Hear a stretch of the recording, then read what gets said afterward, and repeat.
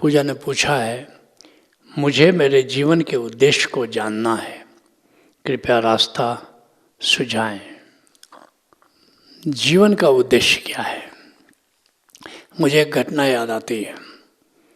मैं रांची में था, उस मकान का नाम हिल व्यू था क्योंकि उसके पीछे पहाड़ियाँ थी।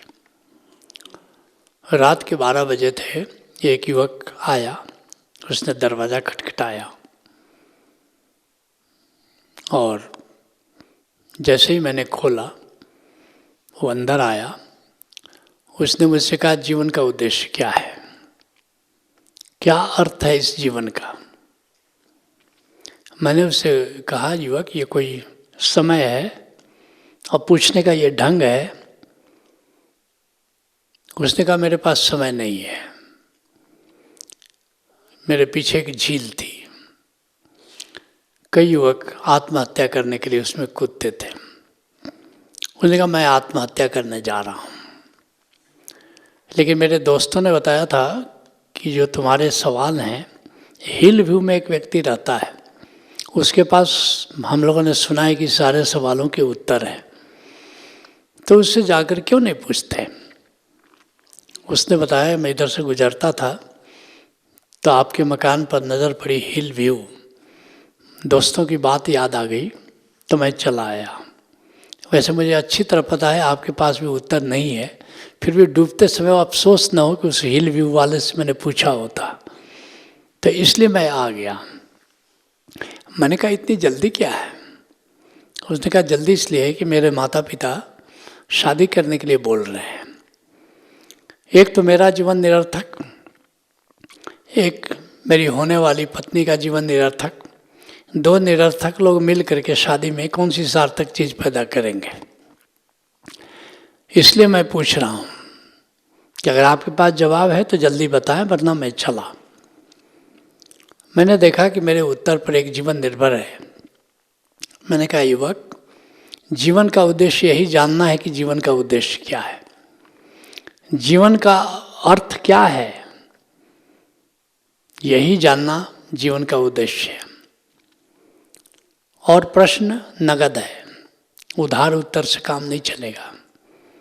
कृष्ण ने, जीसस ने, मोहम्मद ने, बुद्ध ने, महावीर ने, कबीर ने, मीरा और सहजो और दया ने इस प्रश्न का उत्तर खुद खोजा।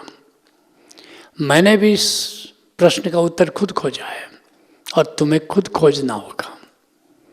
ज़्यादा से ज़्यादा मैं तुम्हारी मदद कर सकता हूँ उत्तर खोजने में, लेकिन उधार उत्तर से काम नहीं चलेगा।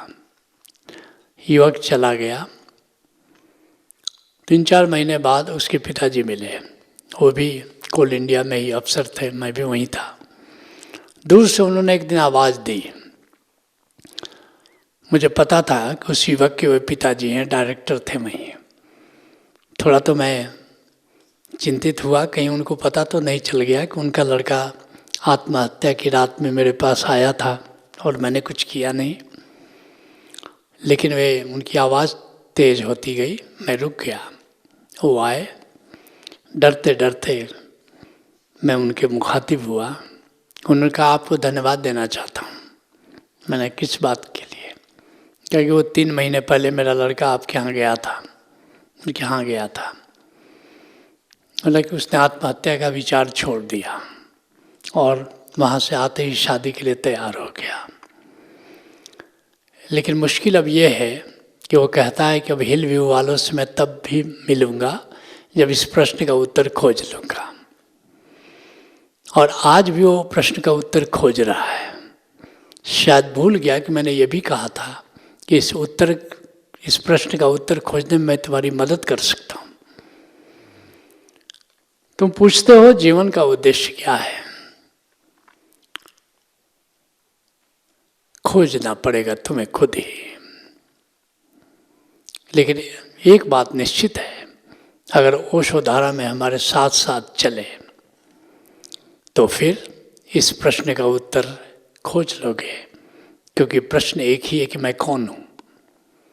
जिस दिन जान लोगे कि मैं कौन हूँ, उस दिन जान लोगे कि जीवन का उद्देश्य क्या है। उस दिन आनंद की इतनी बरसात होगी, प्रेम के इतने फूल खिलेंगे कि तुम खुद ही समझ जाओगे कि जीवन का उद्देश्य क्या है। इसे कहने की जरूरत नहीं है। जो तुम हो पूरी तरह खिल जाना है।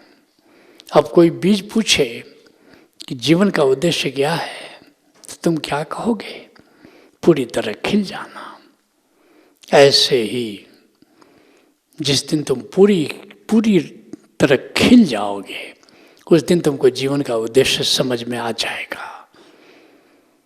Let's acknowledge.